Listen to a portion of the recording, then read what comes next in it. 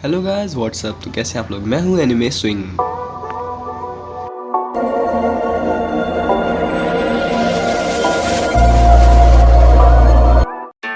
आप लोगों ने बहुत सारे नारुतो के व्हाट इफ वीडियोस देखे होंगे, लेकिन ये वाला सबसे अलग होने वाला है। What if Kakashi was Hagoromo's immortal creation. ये एक ऐसी कहानी है जो कभी किसी ने नहीं सुनी, एक राज जो सिर्फ वक्त जानता है।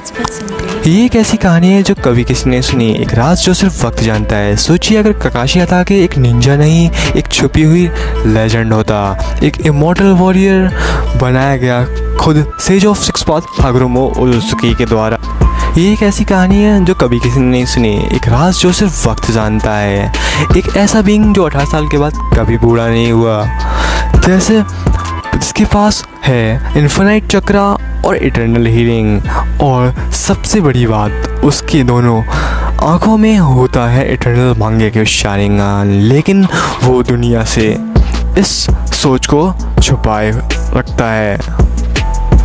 सेंचुरीज पहले जब उस गॉड एंटिटी यानी हागुरोमो ने देखा उसके दो बेटे इंद्रा और अशुरा एक दिन दुनिया को तोड़ देंगे, तब उसने एक और क्रिएशन किया, एक गार्डियन, एक बैलेंस, ना ज़्यादा लाइट ना ज़्यादा डार्कनेस। उस क्रिएशन का नाम था काकाशी हताके। ये एक ऐसी कहानी है जो कभी किसी ने नहीं सुनी, एक राज जो सिर्फ वक्त जानता है। Hidden powers in the canon. जब काकाशी कोनोहा में पैदा होता है सब उसे एक प्रोडिजी समझते हैं, लेकिन पर असली में उसकी बॉडी तो ऑलरेडी इमॉर्टल थी। चक्रा कभी ख़त्म नहीं होता, सूक्ष्म कभी गहरे नहीं होते। लोग सोचते हैं उसके पास एक ही शारिंगान है, ओबितो का दिया हुआ, पर असल में दोनों आँखें उसकी अपनी थीं। दोनों में इटर्नल मांगे की शारिंगान। उसने दुनिया को दिखाया सिर्फ एक, और दुनिया से एक हमेशा छुपाया, या तो हेडबैंड के नीचे या तो गेंजुत्सु से मास्क किया। और कामुही लोगों ने सोचा एक ही वर्जन है, लेकिन वो दोनों वर्जन्स का असली मास्टर था। लेफ्ट आई से यूज़ करता था इंटेंजिबिलिटी एबिलिटी कामुही, जैसे ओबितो यूज़ करता था, पर दुनिया को हमेशा यही लगता था कि ये पावर्स किसी और की हैं। ये एक ऐसी कहानी है जो कभी किसी ने नहीं सुनी, एक राज जो सिर्फ वक्त जानता है। वो हमेशा अपनी असली पावर्स छुपाता था, लेकिन उसका काम था दुनिया में बैलेंस बनाना। वो चाहता था कि दुनिया हमेशा उसे एक ऑर्डिनरी निंजा समझे, जब तक ज़रूरत ना हो उसकी अपनी पावर्स से दुनिया को बचाने की। इसीलिए वो हमेशा अपनी एक आँख कवर रखता था, और जब वो कामुही यूज़ करता था तो उसे कभी भी चक्रा ड्रेन नहीं होता था, क्योंकि उसके पास इन्फिनाइट चक्रा था।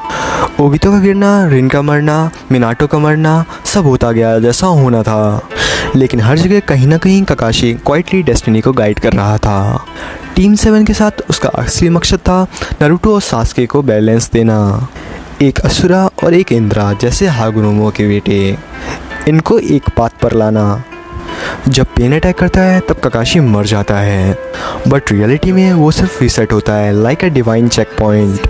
फोर्थ ग्रेट निंजा वॉर, जब वो कामुही डायमेंशन में फ्रीली मूव करता है, जब डीएमएस अवेक करता है बिना किसी चक्र लॉस, बिना किसी पेन के, तब सबको लगता है ये ओबितो की पावर्स हैं, लेकिन असली में ये दोनों आइज उसकी खुद की थीं, और दोनों कामुही वर्जन्स उसके हाथ में थे।